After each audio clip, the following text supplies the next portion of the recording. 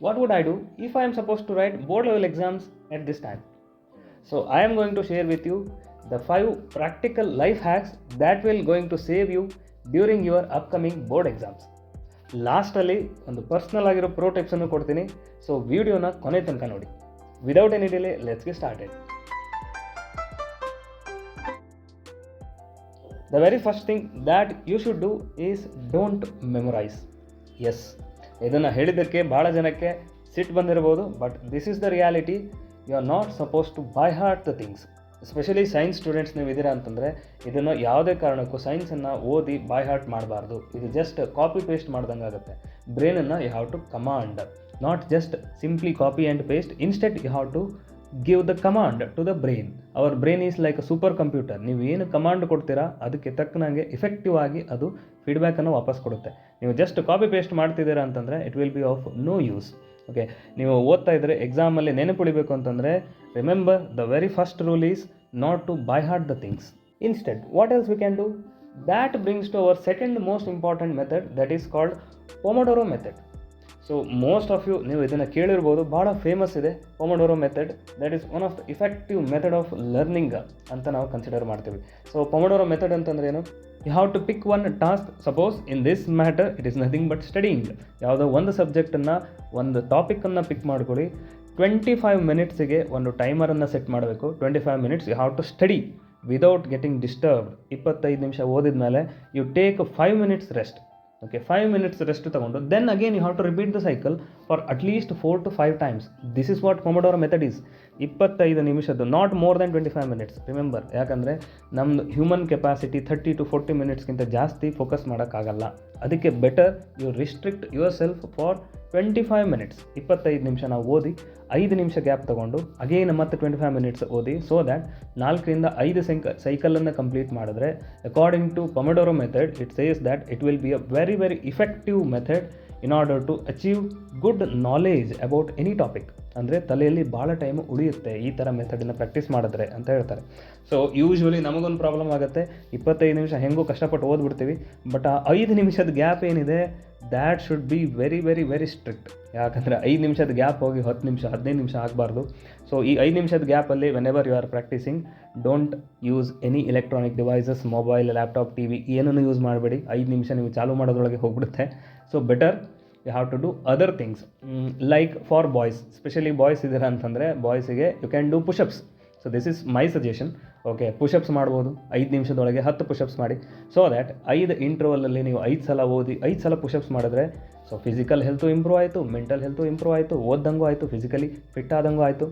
So that brings to our next very very important step, that is important point, third one, physical and mental health. To maintain a balance. Yes, balance between what? Balance between studies, food and sleep. This is very very important. Most of the students will forget these things, but ಇದು ಭಾಳ necessary ಇದೆ.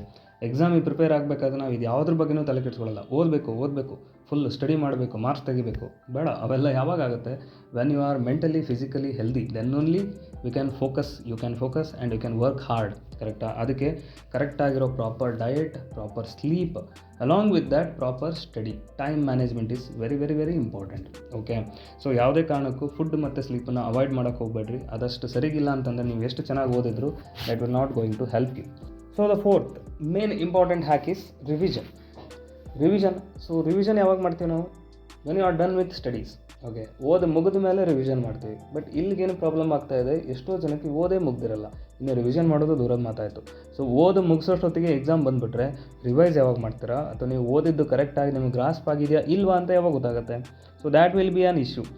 Regular ಬೇಸಿಸಲ್ಲಿ study ಮಾಡೋರಿಗೆ ಇದು problem ಆಗಲ್ಲ, but last ಮೂಮೆಂಟಲ್ಲಿ study ಮಾಡೋರಿಗೆ, ನನ್ನಂಥವರಿಗೆ ಅವಾಗ ಭಾಳ ಪ್ರಾಬ್ಲಮ್ ಆಗುತ್ತೆ. ಸೊ ಇದನ್ನು ಹೆಂಗೆ ಅವಾಯ್ಡ್ ಮಾಡ್ಬೋದು? There are 2 methods.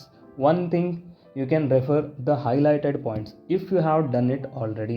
ನಾನು ಅದನ್ನು ಮೆನ್ಷನ್ ಮಾಡ್ತಾ ಇದ್ದೀನಿ. ರೆಗ್ಯುಲರ್ ಇದ್ದಾಗ ನೀವು ಹೈಲೈಟ್ಸ್ ಮಾಡ್ಕೊಂಡಿದ್ದಿದ್ರೆ, ಈ ಚಾಪ್ಟರ್ ವೈಸ್ ಹೈಲೈಟ್ಸ್ ಅಂತ ಮಾಡ್ತಿರ್ತೀವಿ ಕ್ಲಾಸಲ್ಲಿ. ಯೂಶ್ವಲಿ ಟೀಚರ್ಸು ಹೇಳ್ತಾರೆ, ಸೊ ಸ್ಟೂಡೆಂಟ್ಸು ಮಾಡ್ಕೊಂಡಿರ್ತಾರೆ ಹೈಲೈಟ್ ಪಾಯಿಂಟ್, ಇದು ಇಂಪಾರ್ಟೆಂಟ್ ಅಂತ ಮಾರ್ಕ್ ಮಾಡಿಟ್ಕೊಂಡಿರ್ತಾರೆ.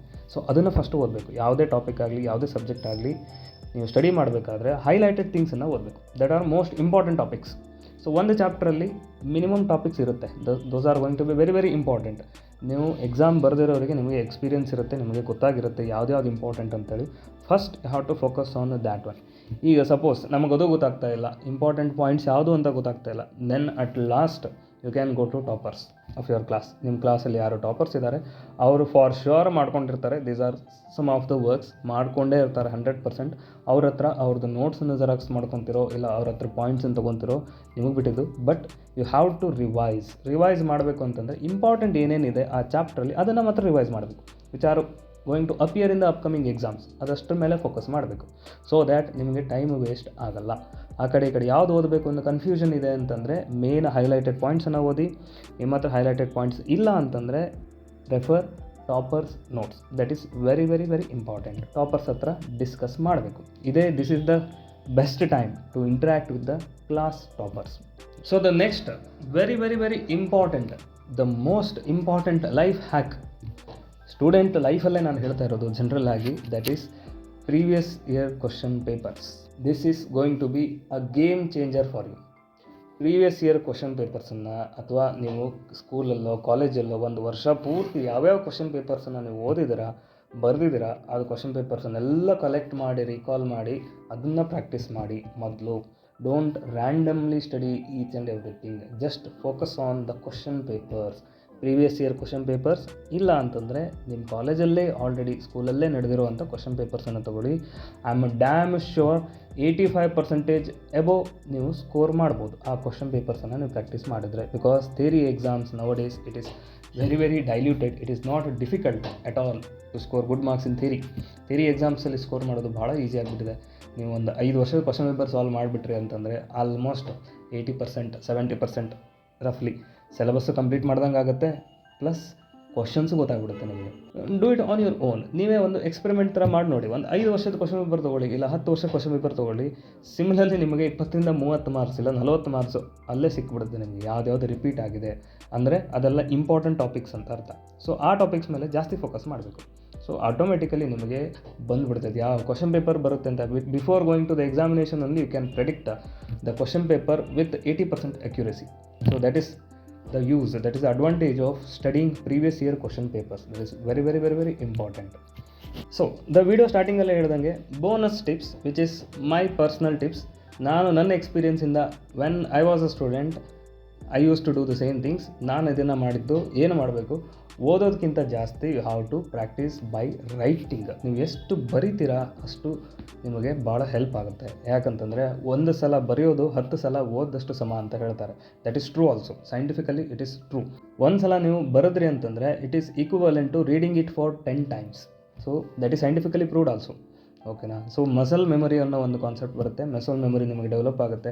ನೀವು ಒಂದ್ಸಲ ಬರೆದಿದ್ದೀರಾ ಅಂತಂದರೆ if the same question appears in the exams while writing subconsciously ನೀವು ಆನ್ಸರನ್ನು ಬರಿತಾ ಹೋಗ್ತೀರಾ. Because your brain senses that I know this answer, ನನಗೆ ಗೊತ್ತಿದೆ, ನಾನು ಆಲ್ರೆಡಿ ಬರೆದಿದ್ದೀನಿ. That is the use, that is the advantage of writing the things.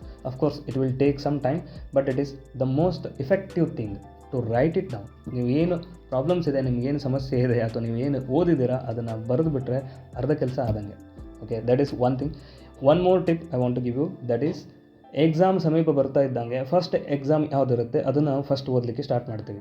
So that is the major mistake most of the students do. ಅದನ್ನು ನೀವು ಮಾಡಬಾರ್ದು. ಹಂಗೆ ಮಾಡಿದ್ರೆ ಏನಾಗುತ್ತೆ, ಒಂದು advantage and many disadvantages are there. Suppose first exam physics ಇದೆ ಅಂತ ಇಟ್ಕೊಳ್ಳೋಣ, ಇನ್ನು 20 days ಟೈಮ್ ಇದೆ. So you will start reading physics from the day initial day itself. ಒಂದು 5-10 ದಿವಸ ಬರೀ ಫಿಸಿಕ್ಸ್ ಓದ್ತಾ ಹೋಗ್ತೀರಾ. ದೆನ್ 15 ದಿವಸ ಉಳಿತು. ಆಮೇಲೆ ಒಂದು ಸ್ವಲ್ಪ ಮ್ಯಾಥ್ಸ್ ಓದ್ತೀರಾ, ಕೆಮಿಸ್ಟ್ರಿ ಓದೋದೇ ಇಲ್ಲ. ದೆನ್ ಕಮ್ಸ್ ಫಿಸಿಕ್ಸ್ ಎಕ್ಸಾಮ್ಗಿಂತ ಮುಂಚೆ ಮತ್ತೊಂದು 2 ದಿವಸ ಮತ್ತು ಫಿಸಿಕ್ಸೇ ಓದ್ತೀರಾ. So total 10 to 12 days you spend on physics only. ಆವಾಗ may be probability physics exam ಚೆನ್ನಾಗಿ ಆಗ್ಬೋದು, ಯಾಕಂದರೆ ಭಾಳ ಓದಿರ್ತೀರ ನೀವು. ಓಕೆನಾ. ದೆನ್ ಇಮಿಡಿಯೇಟ್ಲಿ 1 day ಗ್ಯಾಪ್ ಆಗಿ ಇಲ್ಲ ನೆಕ್ಸ್ಟ್ ಡೇನೇ ನಿಮಗೆ ಮ್ಯಾಥಮೆಟಿಕ್ಸ್ ಎಕ್ಸಾಮ್ ಇಲ್ಲ ಕೆಮಿಸ್ಟ್ರಿ ಎಕ್ಸಾಮ್ ಇರುತ್ತೆ. ಆವಾಗ ನೀವು ಲಾಸ್ಟ್ ಡೇ ಎಷ್ಟೇ ಪ್ರಿಪ್ರೇಷನ್ ಮಾಡಿದ್ರು you cannot do well in that exam. ಯಾಕೆ? ಬಿಕಾಸ್ ನೀವು ಅದಕ್ಕಿಂತ ಮುಂಚೆ ಕಡಿಮೆ ಟೈಮನ್ನು ಸ್ಪೆಂಡ್ ಮಾಡಿದ್ದೀರ. ಸೊ ಈ ಮಿಸ್ಟೇಕ್ಸನ್ನು ಅವಾಯ್ಡ್ ಮಾಡಿ. ಯಾವುದು ಫಸ್ಟ್ ಎಕ್ಸಾಮ್ ಇರುತ್ತೆ ಅದನ್ನು ಫಸ್ಟ್ ಓದಬೇಡಿ, ಯಾವುದು ಲಾಸ್ಟ್ ಎಕ್ಸಾಮ್ ಇರುತ್ತೆ ಅದನ್ನು ಫಸ್ಟ್ ಓದಿ. ಸಪೋಸ್ ಮ್ಯಾಥಮೆಟಿಕ್ಸ್ 3ನೇ ಎಕ್ಸಾಮ್ ಇದೆ ಅಂತಂದರೆ first 2 days 3 days you read mathematics, then 2 to 3 days or 4 days you read chemistry. Afterwards last 5 days ಏನಿದೆ ಅದನ್ನು you spend it on physics. ಜಾಸ್ತಿನೇ ಸ್ಪೆಂಡ್ ಮಾಡಿ, ಬಟ್ ಲಾಸ್ಟ್ ಡೇಸನ್ನು ಫಿಸಿಕ್ಸಿಗೆ ಅಥವಾ ಯಾವ್ದು ಎಕ್ಸಾಮ್ ಫಸ್ಟ್ ಇರುತ್ತೆ ಅದ್ರ ಮೇಲೆ ಸ್ಪೆಂಡ್ ಮಾಡಬೇಕು. That is the most important thing you are suppose to follow in order to get good marks or good percentage in the board level exams. And easy ಇರೋ ಟಾಪಿಕ್ಸನ್ನು ಮೊದಲು ಓದ್ಕೊಳ್ಳಿ, ಲಾಸ್ಟ್ ಮೂಮೆಂಟಿಗೆ ಇಟ್ಕೋಬೇಡಿ. ಹೆಂಗೂ easy ಇದೆ ಆಮೇಲೆ ನಾವು ಓದ್ತೀನಿ ಅಂತೇಳಿ. ಸೊ ಫಸ್ಟಿಗೆ ಓದ್ಕೊಳ್ಳಿ, ಆಮೇಲೆ ಕನ್ಫ್ಯೂಸ್ ಆಗುತ್ತೆ ಅದು. Then you can spend time on moderately difficult and difficult topics later. So by following these 5 methods effectively, I am sure 100% ಗ್ಯಾರಂಟಿಯಿಂದ ಹೇಳ್ತೀನಿ, you can score very very good marks very well in the upcoming exams. ನಿಮಗೆ ಭಾಳ help ಆಗುತ್ತೆ. But ಒಬೀಡಿಯೆಂಟಾಗಿ ಸ್ಟ್ರಿಕ್ಟಾಗಿ ಈ ಮೆಥಡ್ಸನ್ನು follow ಮಾಡಿ ನೋಡಬೇಕು. So that's it for today. If you like the video, make sure to subscribe to our channel and share this video with the needed ones. ಭಾಳ ಜನ ಸ್ಟೂಡೆಂಟ್ಸಿಗೆ exam ಬರ್ತಾ ಇದೆ, ಅದೇ ಪರ್ಪಸ್ಸಿಂದ ನಾನು ಈ ವಿಡಿಯೋ ಮಾಡಿರೋದು. So if it is helpful, share this video. ಇನ್ನೂ detailed video ಬೇಕು ಅಂತಂದರೆ you can comment down below. ಇಲ್ಲ ಅಂತಂದರೆ ಈ ವಿಡಿಯೋಕ್ಕೆ ಮಿನಿಮಮ್ 100 ಲೈಕ್ಸ್ ಬಂತು ಅಂತಂದರೆ ನಾನು time management and another 2-3 topics ಮೇಲೆ ವಿಡಿಯೋ ಮಾಡಬೇಕು ಅಂದ್ಕೊಂಡಿದ್ದೀನಿ. If you do so then I will do the videos on that also. But ನೀವು ಮಾಡಿಲ್ಲ ಅಂತಂದರೂ ನಿಮ್ಮ ಕರ್ತವ್ಯ, ನಾನು ವಿಡಿಯೋ ಮಾಡೇ ಮಾಡ್ತೀನಿ. I wish you all the best for the exams.